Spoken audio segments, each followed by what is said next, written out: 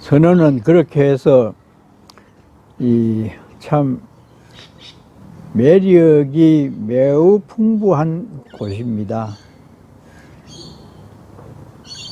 따지지도 않고 귀천에 대해서도 논하지 않고 학벌에 대해서도 전혀 묻지 않는 곳이 선원의 분위기입니다.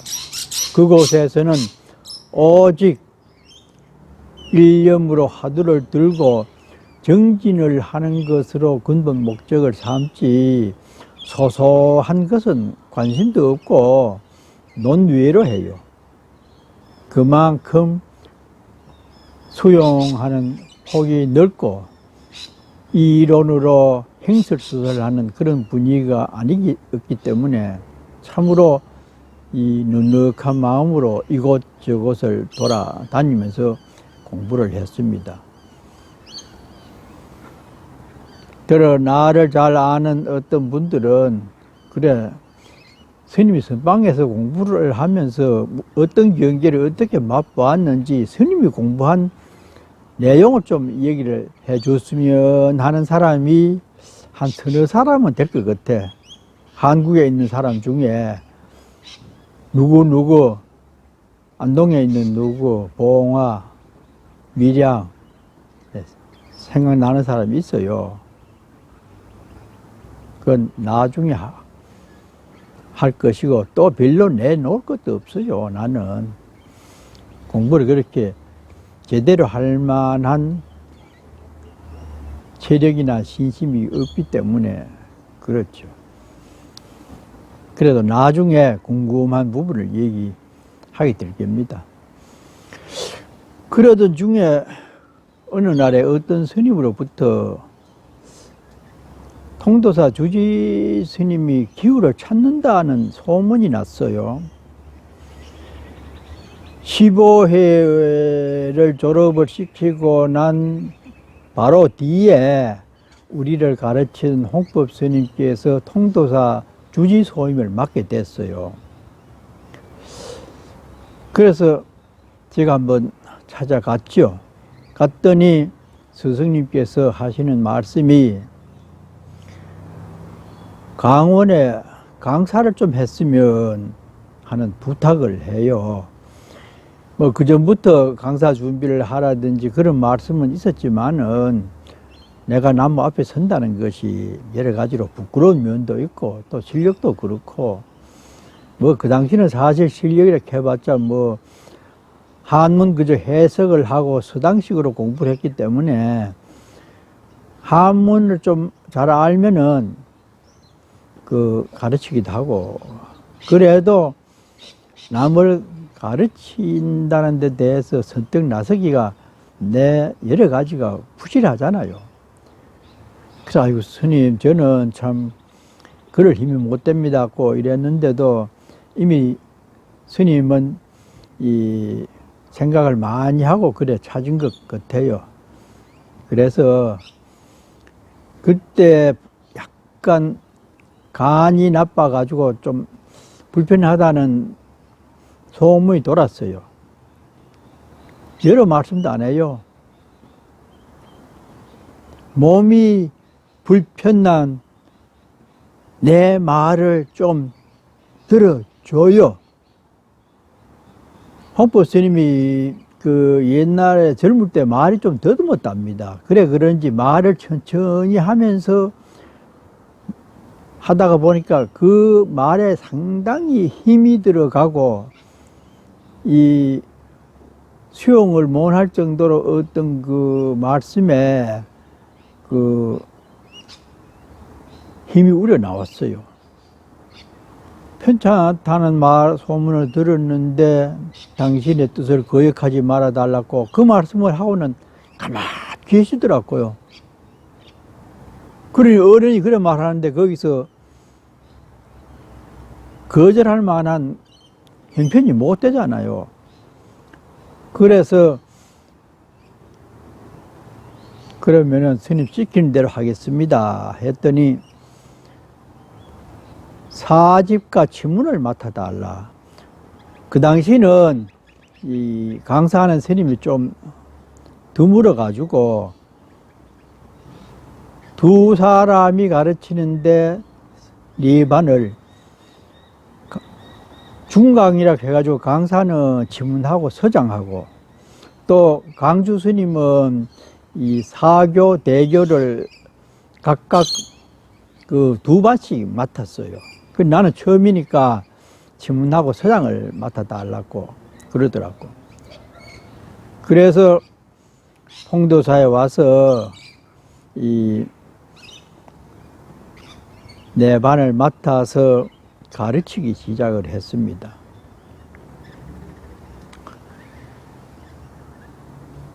그러다가 보니까 내가 너무 잘 가르치겠고 뭐 예습도 복습도 많이 해가지고 뭐 이렇게 이 애를 쓰니까 그랬는지 참 몸도 고단하고 허세도 좀 부려야 되겠고 아는 척도 하려고 하다 보니까 너무 공부를 열심히 해 그런지 몸이 많이 피곤하더라고요.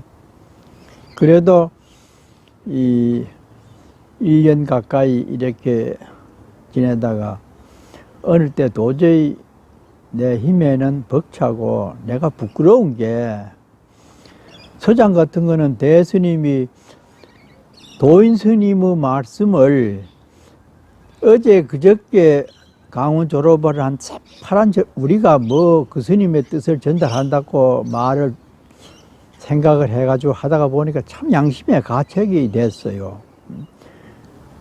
그런 큰 스님의 말씀을 우리가 대변해가지고 생각으로 짜내가지고 짐작으로 그래 하니 얼마나 부끄러워요. 어느 날 스님께 가서 스님 도저히 제가 이해를 못하는 부분을 말하려고 하니까 양심이 찔려서 가르칠 수가 없습니다. 스님 저를 좀 놓아주십시오 했더니 또 스승님께서는 그것이 학자의 양심이요. 내 형편 좀 봐줘요. 그러면 또 가만히 계세요. 그래서 또 못 나오고 그 자리에 앉아서 가르친다고 하는데 도저히 견딜 수가 없어요. 그래서 몸은 고단하기도 하고 뭔가 나는 처음에 사회에서 절로 들어올 때 절에만 들어가기만 해도 나의 문제가 해결될 줄 알았어요. 내가 불편하고 부족하고 뭔가 헤매는 이 생각이 저런 자비로운 마음으로 품어주기 때문에 절에만 가도 내 마음이 편안하리라고 생각했는데 가보니 그게 아니라요. 절도 역시 잘난 사람, 좋은 사람 이런 사람을 스님들이 선호하지 우리 같은 사람은 별로 관심도 없는 그런 곳이었고 4년 저는 또 그렇게 불편해도 부처님 말씀을 잘 이해를 하면은 또 내 문제가 해결되리라고 생각하고 열심히 공부를 해서 해석도 해보고 생각도 해봤는데 그래 봐도 나의 근원적인 문제는 해결이 되지 않고 하면서 뭔가 늘 이렇게 체한 듯한 마음이 있어서 고민을 많이 했습니다. 그러면 부처님 말씀을 이해해도 내 성대로 안 풀리고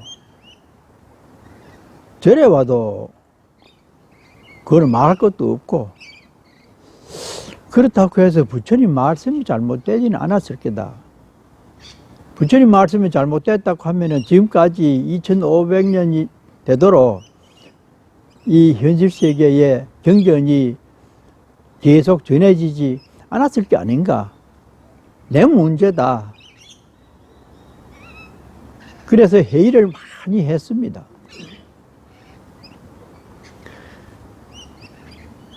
그러다가 결론은 이제는 이론을 떠나서 참선을 해야 되겠다. 늘 강주 스님 말씀이 이런 말은 참선을 해야 이해가 됩니다. 강의 중에 그런 말씀을 여러 번 들었기 때문에 부처님 허물도 아니고 절 허물도 아니고 문제는 나 자신이다. 내가 공부를 제대로 못해 그렇지 부처님 말씀이 그럴 일은 없겠다는 결론에 다다르자 도망을 가려고 작정을 했어요. 그때 마침 우리 강원 도반 스님인 설곡 스님이라고 지금 충청도 청원에 계시는데 그 스님이 아주 머리도 좋고 강의도 잘하고 아는 게 많아요.